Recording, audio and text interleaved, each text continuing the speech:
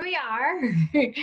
I'm Nicole Klein, as most of you know, and I run the Nicole Klein team, which is a local residential real estate team here on the main line. And I have been fortunate to be able to have worked with Kim Barr and to become friends with Kim Barr. And I'm so happy that she's our business spotlight today. So thanks so much, Kim. Yay! I'm happy to be here and so why don't I'm socializing. I know this is our social. We'll have to do it a happy hour next. Yeah. So why don't you tell everybody a little bit about yourself and your business? Okay, so I am a residential interior designer here on the main line. I do custom design, so that's anything from custom furniture, custom design furniture. I work with a lot of local furniture builders. And with custom window treatments, I work with a fabulous, shout out to Claudia from Urban Loft Window Treatments. I work with her all the time. And custom built-ins, as you know, Nicole, I designed your built-ins for your house. So. Yes, and I still haven't seen, you did the whole basement with, for my neighbors, which I haven't seen, that built-ins. And well, and I know, and I haven't seen it finished yet either. I know. I can't not yet. So yeah, and then full renovation. So kitchens, bathrooms, mudrooms, really anything. I don't want to put you on the spot because we didn't talk about this before, but like what would you say your design style is? I would say that I'm very transitional, but I guess this is a little more of a complicated question. Sorry. Because I can kind of like go in a couple different directions. I'm transitional, but I do love going a little more traditional too, especially here on the main line with all these like gorgeous historic homes. So antiques, things like that. Like I love kind of mixing that in with like modern fun. I love color. I love pattern. And you know, but then I also really like a sophisticated, glamorous design. I think if you went in my portfolio, you'd see kind of like that mix between like a traditional transitional look, like clean look, and like a little like glam in there too. So yeah, somewhere in there. It's kind of your personal style too, I think. Like yeah, well, I'm very eclectic. Yeah. Yes.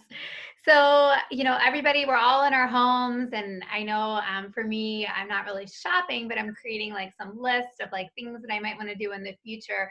Like, what do you see, whether it's 2020 or like future, like what's going to be big, or, you know, what are we going to see touches of throughout homes? So I think that, you know, you probably already are seeing all this stuff. I mean, if you're on Pinterest, which, you know, I'm assuming everybody is, then you're already really seeing like a lot of the trends, which is definitely green. Dark green is back in a big way. Kitchens, accent walls. Light colored hardwood floors are really trendy right now. So people are going from dark to light, and same with walls, white walls, like all different shades of white. My walls, which are behind me, clearly, are called paper white, which is like a gray undertone white. Whites, like there's so many different whites to choose from. White is just not white. You kind of have like the creamy whites into like the cooler whites. So just like that really bright, fresh look. That's really in right now too. But with all that said, being trendy, just because there's new trends doesn't mean what was trendy last year is out of trend. So, I mean, gray on your walls, dark hardwood floors, like that's all still in style. These are just new trends. Right. No, that's good. I love that the lighter floors are coming back, because I'm sure, you know, as a mom, you know, too, like these dark floors, they just show everything. So the lighter floors can kind of hide some stuff. So I'm glad to hear that. And I love whites and lights, because then you can add those pops of green or whatever color is really on trend, like in the room, and then change it out, right? Exactly. So I know I just said I've been making a list. I've done a couple different things in my home office. I don't know if it's really that fancy, but added, you know, a couple of plants and some lights. So what are some things that we can all do as we're working from home to like cheer ourselves up and make us feel a little better in our home office space? So my home office space, I mean, if you can kind of see what's happening behind me, my personal style, I'm very feminine. So I love like all my pinks, and I don't know, this little area right there like really cheers me up. Right. Those are really props. I mean, they're for clients, so they're things that'll end up on bookcases and that I just kind of collect, but then I like display them. That makes me happy. Everything pink. Yes, I love even your curtain. You've got some pink. Are they pom-poms or tassels? I have some pink up there. Yeah. So I think just kind of making everything your own and like really what you love to be around is super important. Inspiration is really important to me. So behind me there, I always have a memory board, and that is either filled with clients, projects, or just inspiration, things that I love that I find that make me feel inspired. So I think that's really what is important. And of course, being organized. Yeah. Having like a really organized office just makes everything feel, you know, like you want to go in there and spend time. Like I love just hanging out in my office. Yeah, I've been hanging out in here all the time, and I agree. My assistant's probably enjoying the break from us being in the real office because I'll be like, "Hey, yeah, want to clean up our desk?" Like I like everything put away. It just makes me feel calmer, more relaxed, and like ready to go.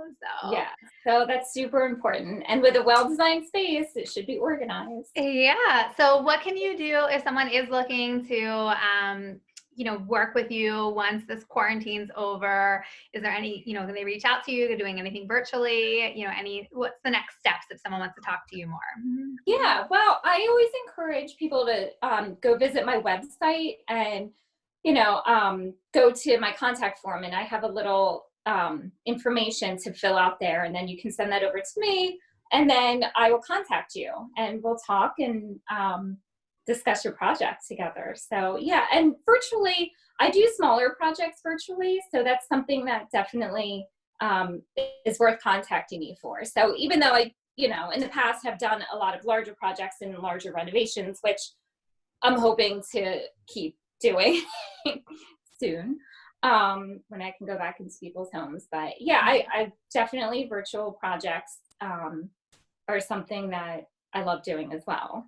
Yeah, I know, like I mentioned, I think I don't know if I talked about it here or just on the live before, but, I loved working with you before that you were able to, when it was obviously allowed, but come in and do measurements when you designed our built-ins. And then we did, a lot of our communication even then back for email, if there was any like changes with any design. So you were really easy to work with. And again, I said it on my live, but since we'll post this other places, like, I think you did a really great job with me just having ideas, and then the technical side of my husband, analyzing the data since he's got this engineer brain. So yeah, you not everybody can do that. And I think it was really great that you can. So I enjoyed working with you. I would love to buy another house and work with you again or do another project. But in the meantime, we'll just let the main line reach out to you, and we'll post all your contact information so that way they can go to your website. I feel like I could just talk to you all day, but people probably don't want to hear anymore. I know. I know. So thank you. Thanks for dealing with technical difficulties, and thanks for joining us today. Yeah, thanks for having me. All right. Thanks, everybody. We'll talk to you soon. Bye.